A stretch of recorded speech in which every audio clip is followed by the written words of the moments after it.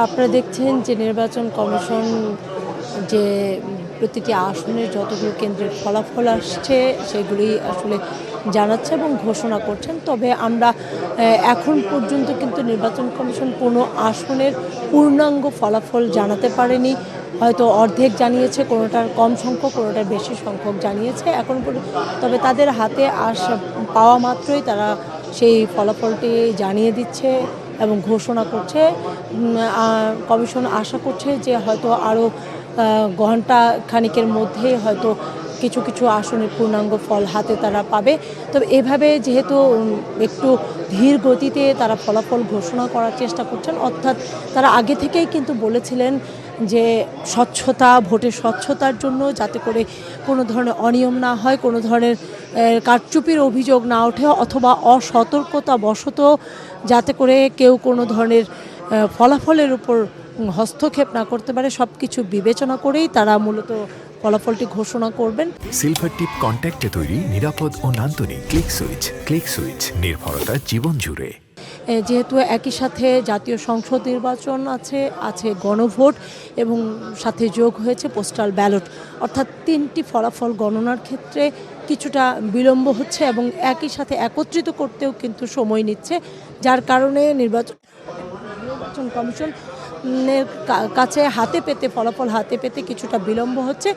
তাই ধীর গতিতে আগাচ্ছে নির্বাচন কমিশনও।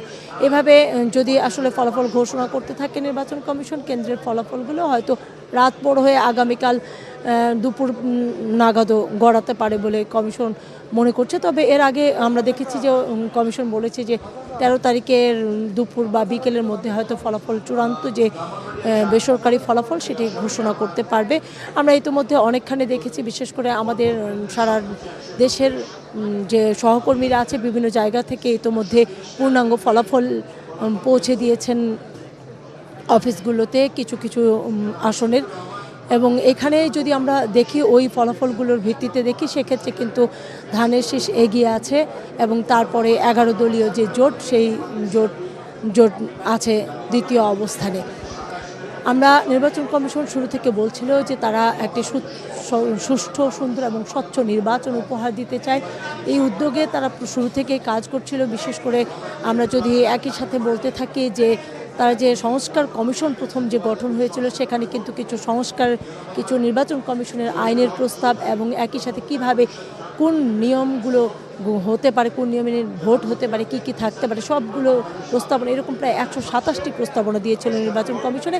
নির্বাচন কমিশন যেহেতু একটি স্বাধীন প্রতিষ্ঠান, সেই জায়গায় কিন্তু সমস্ত প্রস্তাবনাগুলো তারা আমলে নেয়নি। বিশেষ করে যেখানে মনে হয়েছিল যে তাদের ক্ষমতা কিছুটা কমে যাবে, সেই জায়গায় কিন্তু তারা প্রতিবাদও করেছে এবং কিছু কিছু জায়গায় হাত দিয়েছিল। তারা আইনের অনেক জায়গাগুলো পরিবর্তন করেছে। বিশেষ করে দ্বাদশ জাতীয় সংসদ নির্বাচনে যে ভোট কেন্দ্র পূর্ণাঙ্গ একটি আসনের যে ভোট বন্ধ করার ক্ষমতা ছিল রিটার্নিং অফিসারের, সেই ক্ষমতা কিন্তু অপসারণ করা হয়েছিল। তারা পুনরায় সেই ক্ষমতা আবারও নিয়ে এসেছে আইনের মাধ্যমে, যে কোনো কারণে যদি একটি আসনের ভোট বন্ধ করে দিতে হয়, সেক্ষেত্রে নির্বাচন কমিশন সেটি পারবে, অর্থাৎ রিটার্নিং অফিসার সেই ক্ষমতা তার হাতে রেখেছে।